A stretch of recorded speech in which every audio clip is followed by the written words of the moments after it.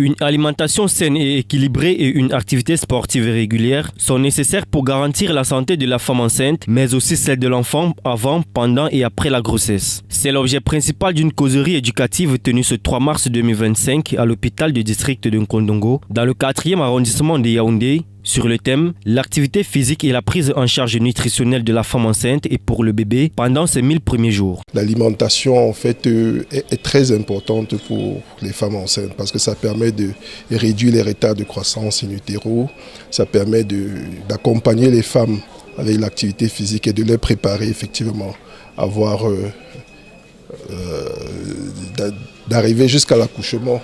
Une séance de travail qui s'inscrit dans le cadre d'une convention signée entre l'organisation non gouvernementale RSD Institute et la mairie de Yaoundé 4e. Le projet inclut dans la même veine les adolescents. Nos populations sont très vulnérables au niveau de la santé. Nous savons que la bonne alimentation commence déjà dans le ventre. C'est pour ça qu'on veut sensibiliser les femmes enceintes afin qu'elles se prennent en charge et limitent les maladies telles que le diabète, les maladies cardiovasculaires et tout.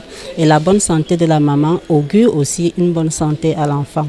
Après la phase théorique, s'ensuivent des cas pratiques. Occasion idoine de faire une évaluation sur le plan technique de l'implémentation du projet dans sa structure sanitaire et les critères de prise en charge nutritionnelle de la femme enceinte. À ce jour, nous pensons que les femmes qui viennent en consultation prénatale se sont bien imprégnées du volet alimentation tout au long de leur grossesse. Elles doivent avoir une alimentation qui leur apporte des protéines, des glucides, des lipides, des nutriments, des oligo-éléments.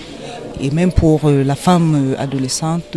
Les participantes ne cachent pas leur satisfaction au regard des enseignements reçus. C'est important.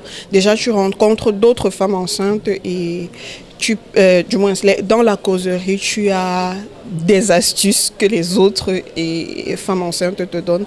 Et en plus, avec la causerie, tu apprends beaucoup de choses. Notons que ces activités rentrent en droit de ligne de la Journée internationale de la femme qui se célèbre le 8 mars prochain.